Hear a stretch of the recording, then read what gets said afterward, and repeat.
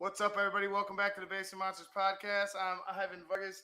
As always, Luke Nettles next to me, and we are at halftime of Cowboys and Giants, and as well as Colts and Browns. They gave us this Cowboys Giants game.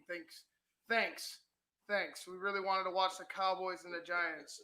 Um, but it's a close one. It's a close one. The Giants had their way with the Cowboys for a while, but the Cowboys have came on. They put on 24 points after being down. What was it, 14-3? They got all the way to like 17-3. Yeah, 17-3.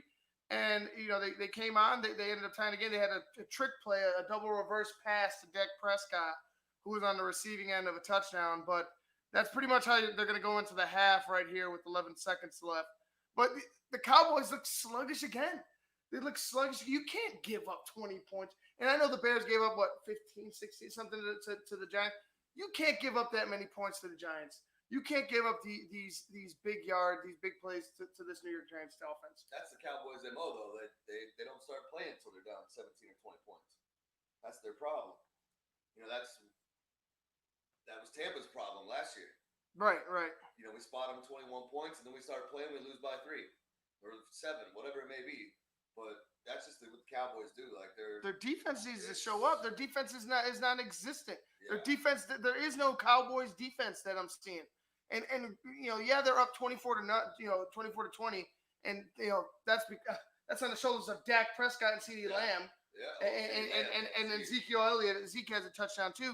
But where's the defense? Where's the help on defense? There is none. Yeah, there is none. There's not much on defense, and the Giants just continue to move the ball. I mean, it's a close game, 24-20.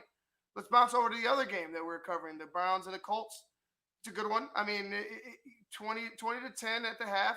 Browns are leading the Colts, but I expect it to be. I fully expect it to be a close game, finishing off that second half. Yeah, I think Indianapolis is going to buckle back down. They're going to go in and look at some things, just like they did against the Bears. They went in at halftime, came back out, and that was that. Obviously the Browns have a few more weapons than the Bears have, but the Colts are the number one defense in the league for a reason. Like if I'm then up, 10 points, I'm not too threatened. You know what I mean? He's still got Jonathan Taylor. Phillip Rivers is still, he's going to throw for 4,000 yards this year anyway. It doesn't matter. You're not that far out. Cleveland's rushing attack it's been very quiet. It's quiet. No, it's very quiet today. It's Baker Mayfield leads 2 rushes, 17 yards. Wow. Followed by Kareem Hunt, 8 for 16, and I'm shocked. I'm shocked that's. I mean, kudos to the Colts front seven, but Baker's passing the ball. Baker's going down for the Colts. The Browns are attacking downfield, much like I said the Bears should have.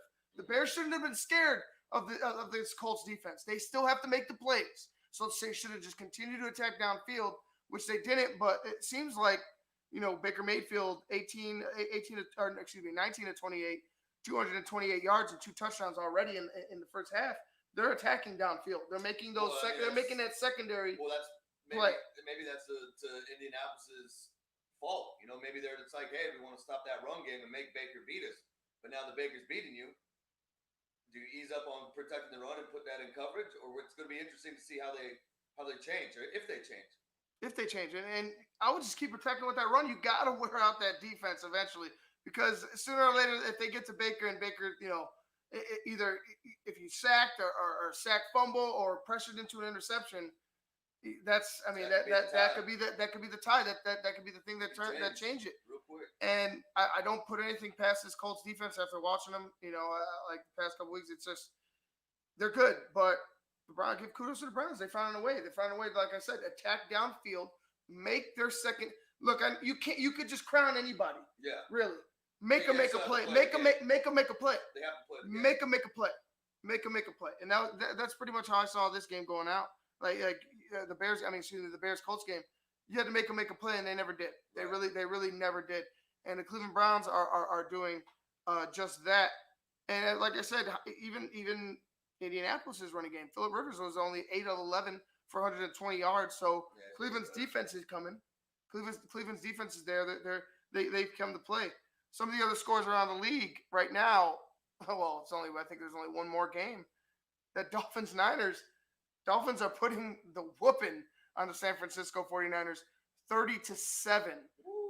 And it's I mean, this is Fitzmagic. I guess that's what it is. Fitzmagic. But the Niners are reeling. The Niners are hurting. Oh yeah. They had like 8-9 starters go down within the first couple weeks. Their defense is decimated, but they got their boy back, so there's no reason they should only have 7. You know, they got their big boy Kittle back, so I mean that's their horse. Yeah, but it takes more. It takes that when you lose a Bosa, when you lose guys on your deep, Sherman, you lose a lot on that. The Dolphins? I mean the Dolphins aren't that bad of a team. Like they've given everybody a good run. You know what I mean? Like they're not world beaters, but they've given everybody a good run. Well, they're a decent team. They still got to show up on Sunday. Exactly. You still got to play to win the game. You know. Yeah. No, I get it, but San Francisco. I don't see him really doing too much the rest of the year. You know, with Garoppolo out, the injuries. You know, I just, and plus with the way Seattle's playing right now, like I don't even see San Francisco being in the picture. Well, you're looking at the Rams, like Rams, if San Francisco's not in the picture, the Rams are coming on the scene again. Yeah, you know what I mean. The Rams are coming back onto the scene, and they're going to they're probably going to be the team that gives Seattle a run. You know what I mean? They have the Rams still have regardless of how bad they played last year, they still have experience. They still went to the Super Bowl with majority of the guys on that team. Yeah, the only one they're really missing is Gurley. Yeah, I mean, really, Woods is still there. Cooper's there's still a bunch of guys that were on that Super Bowl team that are still there, and they're going to threaten. And they got a good coach. Oh, they got a good coach. Sean McVay.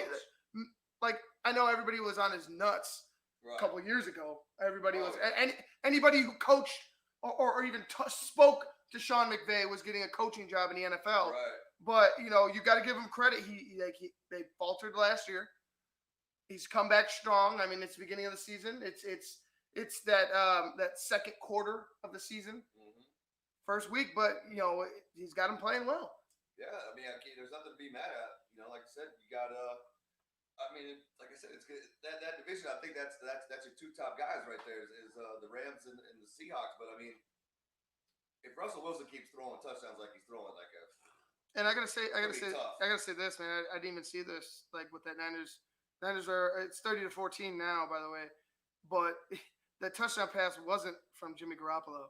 Jimmy Garoppolo was 7 for 17, 77 yards and 2 picks before he got replaced by C.J. Beathard. Wow. Yes, Jimmy Garoppolo is on the bench watching the rest of this game.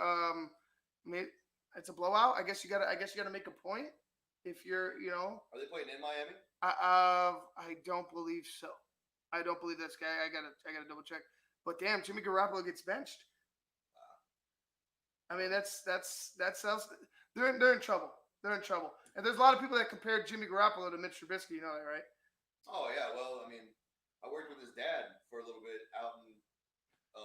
Trubisky or Garoppolo? Garoppolo. Yeah. Yeah, Garoppolo's dad is one of the maintenance guys out of Allstate Arena. Cool dude.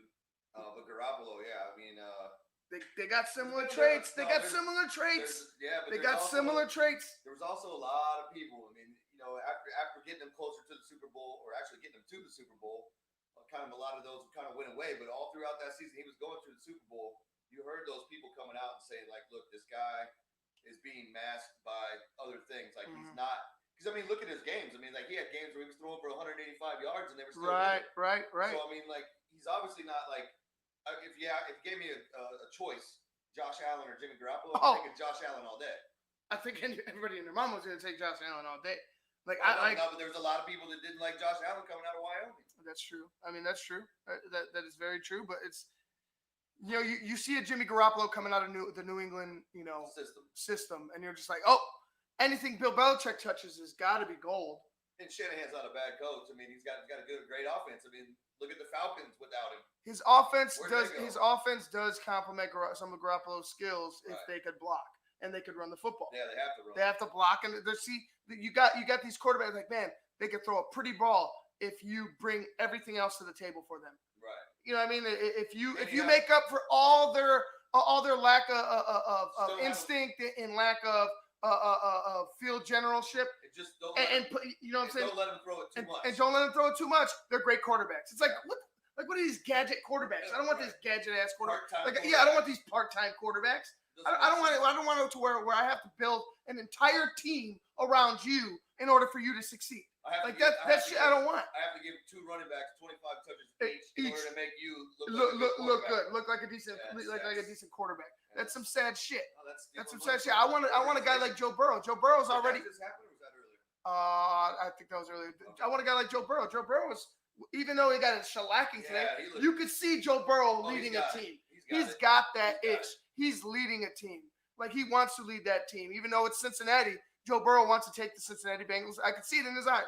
He's like, I want to take the Cincinnati Bengals to a Super Bowl. For sure. You know that.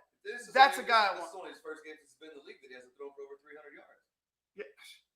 The guy's against the Baltimore, so I mean, to be expected. I mean, the guy's kicking ass. Like, I'm not gonna lie, for a rookie, he's kicking ass. All right, guys, we're gonna go ahead and bounce back to the start of the second half of these games.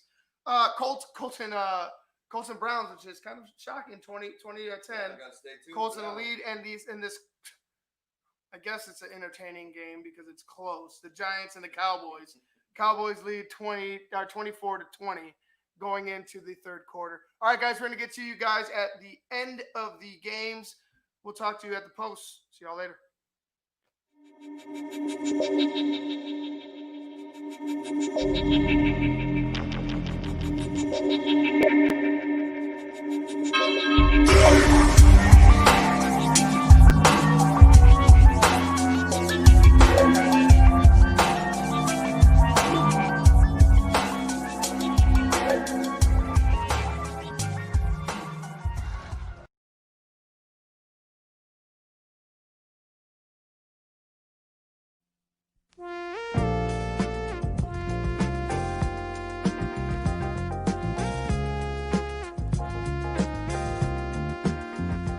I just heard my favorite band is in town. I'd love to get good seats, but everywhere I've looked, the ticket sites have crazy service fees. Haven't you heard of TixSplits? Who? TixSplits. They don't gouge you with crazy fees. The price they advertise is the price you pay, plus a small delivery fee. Never pay service fees again. Go to TIXBLITZ.com today. TixSplits.com. Guaranteed seats, low prices. That's TixSplits.com. Every ticket, every venue, everywhere.